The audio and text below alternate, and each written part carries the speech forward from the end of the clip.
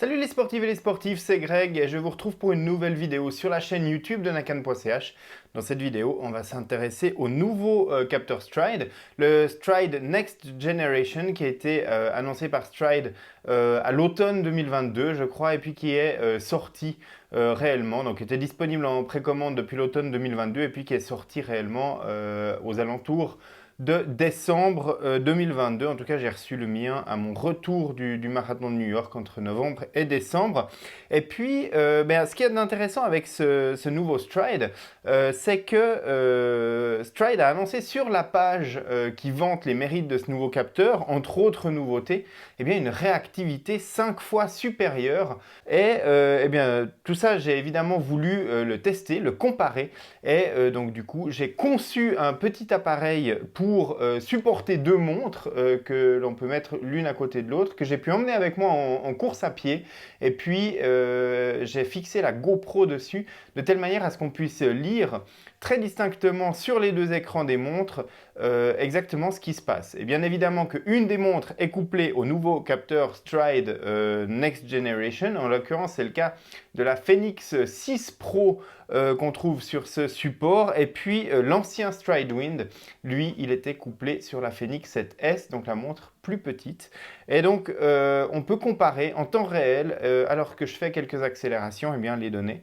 Et puis de se rendre compte, effectivement, si on constate visuellement et dans un cas pratique, une augmentation de réactivité 5 fois supérieure sur le nouveau Stryd. Pour le premier comparatif, j'ai tout simplement comparé les données du Stryd Next Gen à une utilisation GPS. Donc la Fenix 7S, dans ce cas, est vraiment configurée en utilisation du mode GPS pour l'allure. On voit que l'allure sur l'écran des deux montres. Et puis, dans ce cas, on va déjà voir quelle est la réactivité du capteur Stryd par rapport à une utilisation GPS toute simple. Donc la montre Fenix 7S, c'est pas une Fenix 7S Saphir, donc elle n'a pas le GPS double fréquence, mais elle utilise tous les systèmes GPS pour la mesure. Et puis j'ai laissé suffisamment de temps avant pour m'échauffer, avant de faire des accélérations, et puis aussi pour la montre qu'elle puisse acquérir tous les signaux GPS qui sont disponibles, et puis pas commencer avec un GPS entre guillemets aveugle. Et donc du coup on a une réactivité qui devrait être bonne avec le GPS sur le bord de cette route,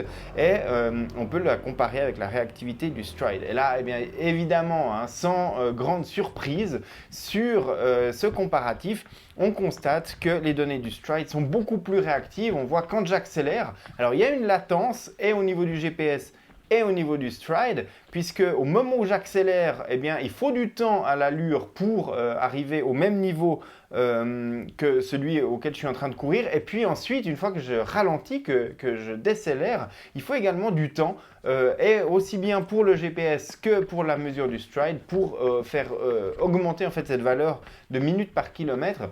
Mais par contre, les données sont beaucoup plus réactives quand même sur la mesure du Stryd. Donc ça, c'est rassurant, ça confirme tout ce qu'on pouvait imaginer par rapport à la mesure d'allure instantanée du Stryd. Il y a une latence, c'est clair. Il faut 3, 4, 5 foulées pour que l'allure soit correctement interprétée, voire même peut-être un petit peu plus dans certains cas. Mais après, l'allure est mesurée de manière correcte et de manière assez réactive. En tout cas, si on est sur une allure régulière, ça ne pose aucun problème ensuite de se poser à cette allure et puis de la maintenir grâce aux données du Stryd. Mais évidemment, ce qui nous intéresse vraiment dans cette vidéo et ce qui nous intéresse dans ce comparatif, c'est la promesse de Stryd de cette réactivité 5 fois supérieure sur le Stryd Next Gen. Donc dans ce deuxième comparatif, j'ai mis sur la Fenix 7S le Stryd Wind, donc l'ancienne génération, la génération précédente, et puis sur la Fenix 6 Pro, le Stryd Next Gen. Évidemment que les deux montres Garmin ne sont pas de même génération, mais par contre, il n'y a pas de différence dans l'application Connect IQ qui est utilisée. Et a priori, l'affichage des données qui est fourni par le Stryd est affiché de la même chose sur une Fenix 6 ou une Fenix 7. Donc il ne devrait pas y avoir de différence ou de latence induite ou d'écart de mesure lié à la montre. La montre, elle ne fait qu'afficher une fois par seconde une nouvelle donnée qui est fournie par le Stryd. Lui, on calcule beaucoup plus qu'une par seconde, mais la montre n'affiche qu'une seule, et puis on devrait avoir une certaine cohérence. Et quand je me mets en route avec ces deux capteurs, déjà ce qu'on note, c'est qu'en courant à la même allure, donc ce que j'ai pas précisé, c'est que je portais les deux capteurs Stryd sur la même chaussure, vraiment côte à côte sur ma chaussure, et puis ce qu'on constate, eh bien, c'est que l'allure, eh bien, elle met du temps à s'aligner, et surtout la puissance, on voit qu'il y a un petit écart en termes de nombre de watts qui met du temps avant de vraiment arriver très proche l'une de l'autre. Mais quand je cours régulièrement, on voit qu'à un moment, eh bien, les données s'alignent, en tout cas au niveau de la puissance. Et puis là, j'accélère, et puis on ne peut pas vraiment dire qu'il y a une grosse différence de réactivité. Vous le constatez maintenant sur la vidéo, il n'y a pas de grosse différence de réactivité sur le Stryd Next Gen. On voit que les données fluctuent, qu'elles augmentent évidemment puisque je suis en train d'accélérer dans ma course à pied, mais il n'y a pas d'écart monstrueux de réactivité, ou en tout cas c'est pas flagrant qu'il y en a une qui reste à 200 et quelques watts et puis l'autre qui monte à 300, 400, 500 immédiatement.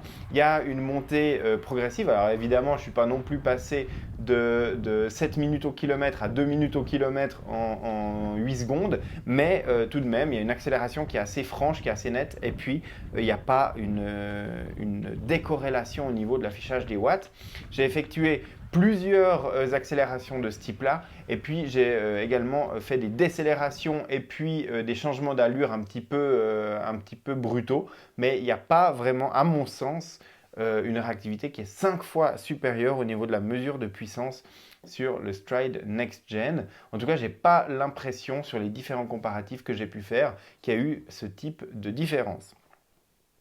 Ce qu'on constate avec ce petit test et puis ce petit comparatif, c'est évidemment, on constate les limites de la réactivité du capteur Stryd. Ce n'est pas tout à fait comme un capteur cycliste vélo où quasiment dans la seconde où on va se mettre debout sur la pédale et on va mettre plus de watts, eh bien, le capteur répond. Évidemment qu'il faut plusieurs foulées au capteur Stryd pour calculer la nouvelle vitesse, pour calculer la nouvelle puissance et l'afficher, que ce soit pour la vitesse, que ce soit pour la pente, et d'autres facteurs qui entrent dans le calcul de mesure de puissance en course à pied. Mais ce qu'on voit, ce qui est illustré par surtout le premier test, c'est que la réactivité et la précision de mesure d'allure est beaucoup plus grande.